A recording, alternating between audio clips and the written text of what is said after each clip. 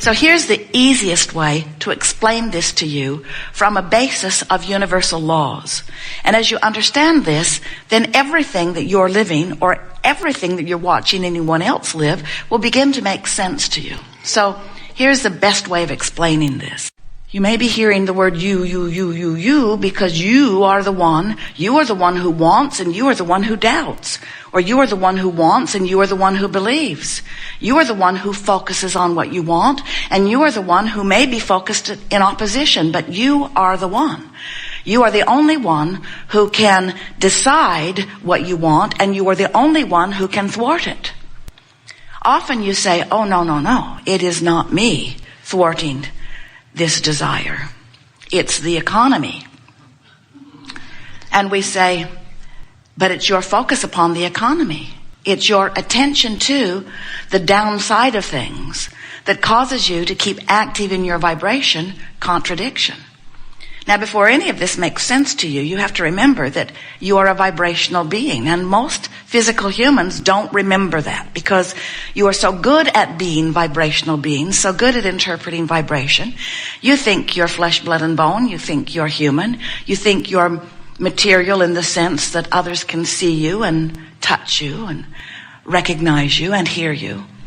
But you are a vibrational being, and everything that you know as your fully manifested life experience is an extension of that vibration.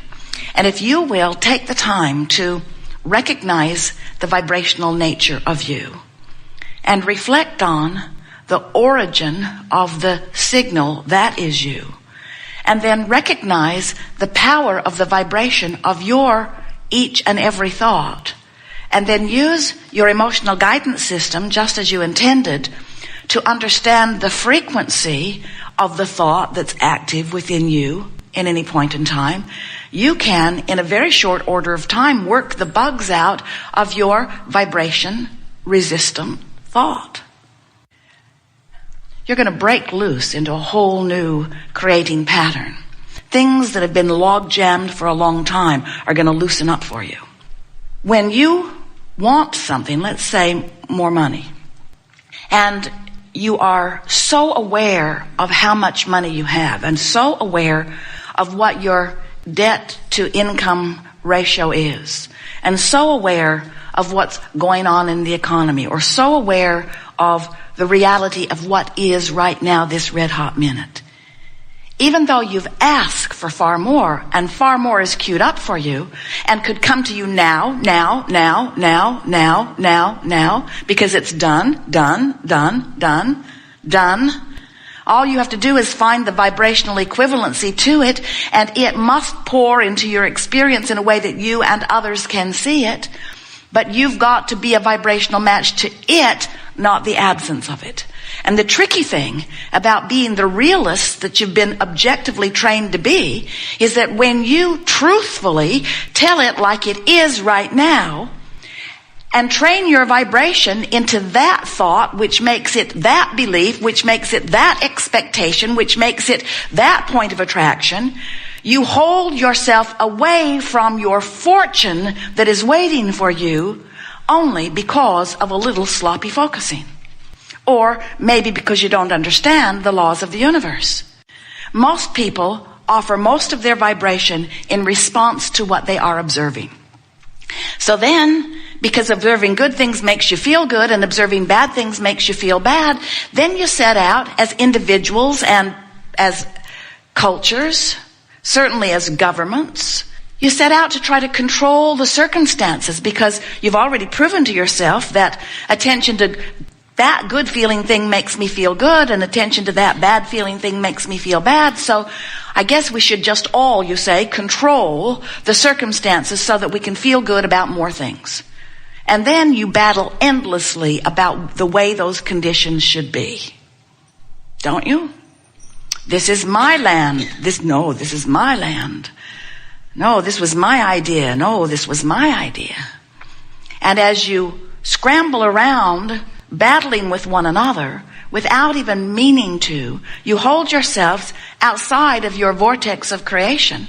and you disallow by your attention to what is everything that you've put there, everything that you own, everything that you deserve, everything that you're worthy of, everything that's queued up for you, everything that has been assembled, all the cooperative components to everything that you've been asking for have already been assembled. You're the only missing component. When you want something and you don't doubt it, then that desire feels good, doesn't it? But when you want something and you don't see how it can come, and even though maybe you've seen others achieve it, you don't really believe that you can. Those desires sort of harass you, don't they? But a desire that is non-contested by yourself is a life-giving state of being, isn't it? When you're focused upon something that you desire, which means all of the energy that is you, which means it goes right back to the source within you. When all that you are is focused upon something, the energy that creates worlds is flowing through you. And that feeling of elation or passion is what being really alive is. But when you focus upon something that you want, but you've been practicing not believing it, so you want it, but, and you want it, but, and you want it, but you're worried about it, or you want it, but you can't see any evidence, but you want it, but, that contradictory focus is all it is, that contradictory focus. A belief's just a thought you keep thinking, and a thought you keep thinking is just something that you're focused upon.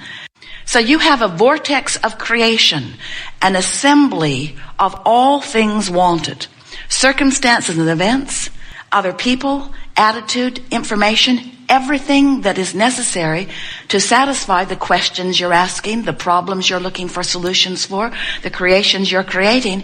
Everything is being assembled for you. In fact, vibrationally speaking, it is done.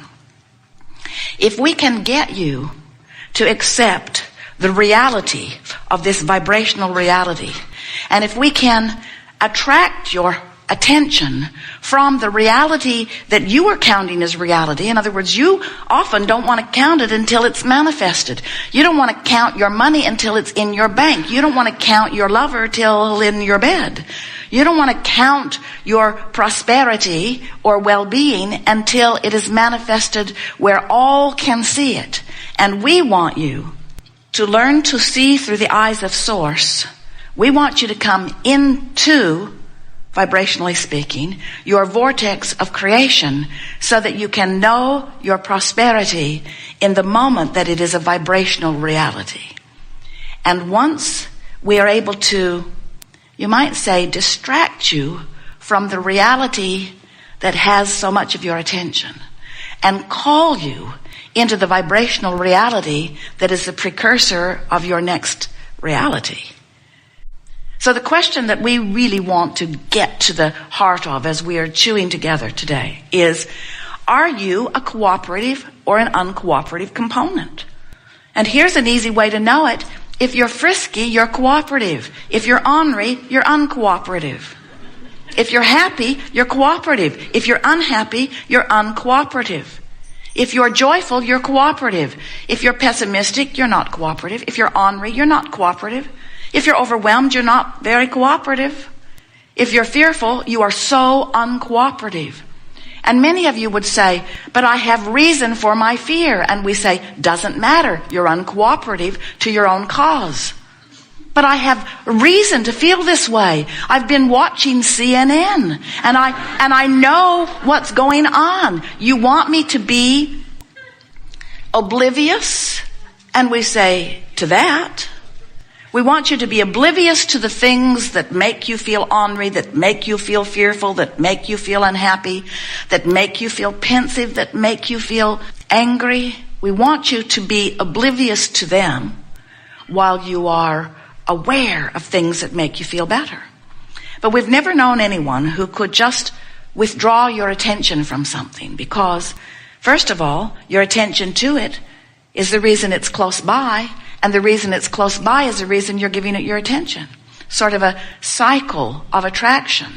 And have you noticed that cooperative components are being assembled around whatever attitude you have about anything? Do you know that you could pick some subject that you're really bothered by and start talking about it? And before you know it, other people, even strangers that you've never talked with about this before, would suddenly be talking to you about that. And then all kinds of evidence showing you that you are a cooperative component of unwanted things would begin showing up in your experience. This law of attraction is so consistent and will give you constant feedback about what's going on with you. So it is really true that you get what you think about. When someone was rude to you, you wanted a nicer world. And when you ask, your inner being, the source energy part of you, embraced that idea and held the idea of it purely for the creation of it.